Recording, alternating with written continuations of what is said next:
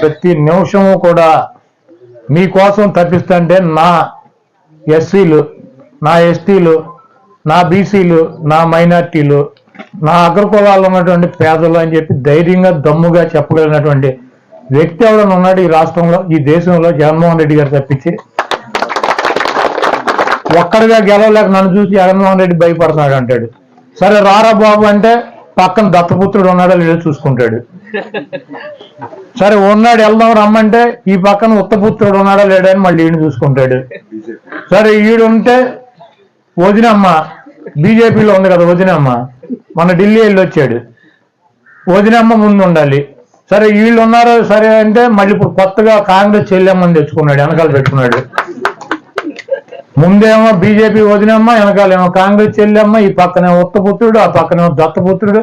సరే బయలుదేరరా వెళ్దామంటే వెళ్ళి హైదరాబాద్లో కూర్చున్నాడు. ఇంక ఎన్నికలు 15 రోజులు ఉంటాయి. ఢిల్లీ వెళ్ళి వచ్చాడు. అమిత్ షా ఏం చెప్పాడు? నువ్వు పార్టీ తీసుకుని మాకు 150 సీట్లు ఇమ్మని చెప్పినట్టున్నాడు. వాళ్ళ మబ్బులో పెడదామని వెళ్ళాడు. అంతకుముందు అంటే మా అద్వానీ గారు వాజ్పేయి గారు ఉండేవాడు. ఈయనేం చెబితే ఈ కథలన్నీ ఈనేవారు వాళ్ళిద్దరూ. వీళ్ళ పెద్ద తురుము తోపు అని. అమిత్ షా, మోడీ వాళ్ళు ఏమింటారు? గబుక్కుని రమ్మని కానీ వెళ్ళారు, అదే చెప్పినట్టు ఉన్నారు. 150 సీట్లు మేము పోటీ చేస్తాం, అసెంబ్లీలు 20 ఎంపీలు మేము చేస్తాం, ఒక 5 ఎంపీలు 40 సీట్లు చేసుకోమని చెప్పినట్టున్నారు. అసలు పిల్లలకు కాదంటే ఒక ప్రాబ్లం, అవునంటే ఒక ప్రాబ్లం. ఆయన అయిపోయాడు. హైదరాబాద్ నుంచి రాట్లా 7 రోజులు 8 రోజులు ఢిల్లీ వెళ్ళి వచ్చి మంచం మీద పడినట్టు ఉన్నాడు వాళ్ళ దెబ్బకే. ఇప్పుడు కాదని చెప్పలేడు, అవునని చెప్పలేడు.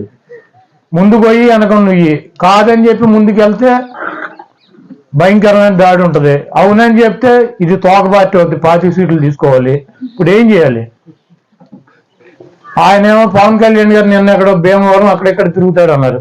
ఆయన విజయవాడ నుంచి వెళ్తాకి భీమవరం వెళ్తాకి హెలికాప్టర్ మాట్లాడుకున్నాడంట. దాంట్లో ఎక్కడ స్కూల్ కాలేజీ, విష్ణు కాలేజీ అని దాంట్లో బిల్డింగ్ల మధ్యలో దిగిపోతాడంట హెలికాప్టర్ వేసుకుని. వాళ్ళు ఆర్ఎన్బి వాళ్ళు ఫైర్ వాళ్ళు వెళ్ళి అరే బాబు దేవి రెక్క వెళ్ళి దీనికి అంత తగిలిందంటే ఏదో ఒకటి ప్రమాదం వస్తుంది, మళ్ళీ తర్వాత ప్రభుత్వానికి ఇబ్బంది అవుతుంది, మేము ఏదో చేసామంటారు. కాబట్టి ఇక్కడ కాదు, నువ్వు ఊరు బయట ఎక్కడన్నా దిగి ఊళ్ళోకి రమ్మని చెప్తే కాదు నాకు ఇక్కడే కావాలి లేకపోతే నేను వెళ్ళను ఆయన మంగళగిరిలో కూర్చున్నాడు. ఎందుకంటే మీడియా వాళ్ళు అడుగుతారు కదా, ఈయన జనంలోకి వెళ్తే అడుగుతారు మనం ఎన్ని సీట్లు పోటీ చేస్తున్నాం, మనం ఏ సీట్లు పోటీ చేస్తున్నాం, కార్యకర్తలు నాయకులు అడుగుతారు. ఈయన వాళ్ళకి సమాధానం చెప్పలేడు. వీళ్ళు సమాధానం చెప్పాలని ఢిల్లీ వాళ్ళు చెప్పాలి, ఈయన ఎన్ని చేస్తున్నాడు, ఆయన ఎన్ని చేస్తున్నాడు, వాళ్ళు వీళ్ళకి ఎన్ని ఇస్తున్నారని. కాబట్టి ఇవన్నీ తప్పించుకోవడానికి నిన్నటి నుంచి చూస్తున్నా. పవన్ కళ్యాణ్ గారు అంటే విమానం హెలికాప్టర్ అక్కడ దిగలేదు. విజయవాడ నుంచి భీమవరం వెళ్తాకి ఎంతసేపు పడుతుంది? 1.5 కార్లు వెళ్ళిపోవచ్చు. ఆయన మంగళగిరి నుంచి భీమవరం 1.5 కార్లు వెళ్ళిపోవచ్చు. హెలికాప్టర్ ల్యాండ్ అవ్వదికి వెళ్ళరా? రేపు భీమవరంలో పోటీ చేసి పద్దాకి భీమవరం వెళ్ళాలంటే ఈయనకి హెలికాప్టర్ ల్యాండింగ్ అయితేనే భీమవరం వెళ్తాడు ఎమ్మెల్యే గారు. కాబట్టి భీమవరం ప్రజలు గారు ఆలోచించుకోవాలి. హెలికాప్టర్ లేకపోతే మీ ఎమ్మెల్యే గారు అక్కడికి వచ్చేటువంటి పరిస్థితులు కనీసం ఊరు బయట కూడా దిగడంటే ఊళ్ళోనే బిల్డింగ్ల మీద దిగుతానని చెబుతున్నాడు. కాబట్టి అక్కడ ప్రజలు ఆలోచించుకుంటారు. ఇటువంటి కుట్రలో కుతంత్రాలు బీజేపీ వదినమ్మ, కాంగ్రెస్ చెల్లెమ్మ, ఉత్తపుత్రుడు, దత్తపుత్రుడు, ఒట్టిపోయిన గీతలాగా ఈయన అందరూ కలిసి జగన్మోహన్ రెడ్డి గారి మీద యుద్ధం చేసి ఓడించాలని చెప్పి ప్రయత్నం చేస్తున్నారు.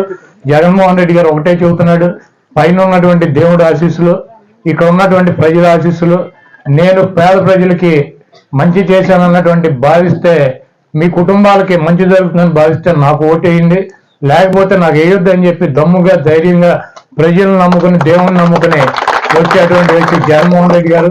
ఇటువంటి కుట్రలు కుతంత్రాలు చెల్లెమ్మ, వదినమ్మ, దత్తపుత్రుడు, ఉత్తపుత్రుడు, పనికిరాని వాళ్ళని ఎంతమందిని వేసుకొచ్చినా కూడా ఏమి ఒరిగేది లేదు.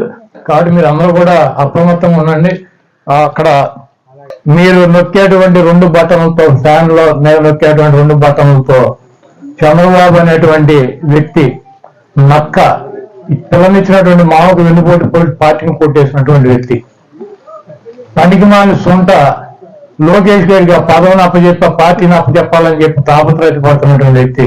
మీరు కనుక 2 బటన్లో 2024 ఎన్నికల్లో నొక్కినట్లయితే ఈ చంద్రబాబు అనేటువంటి వ్యక్తి ఆ బ్యాలెట్ బాక్స్ లోనే సమాధి అయిపోయి ఇంకా మనకి శాశ్వతంగా ఈ రాష్ట్రానికి పట్టినటువంటి పీడ ఉండదు. 2029కి ఈ గుంట నక్క ఉన్నదో ఉన్నా కూడా వచ్చి మన ముందు సొల్లు కబుర్లు చెప్పేటువంటి పరిస్థితులు ఆల్రెడీ అల్జిమర్స్ వచ్చింది.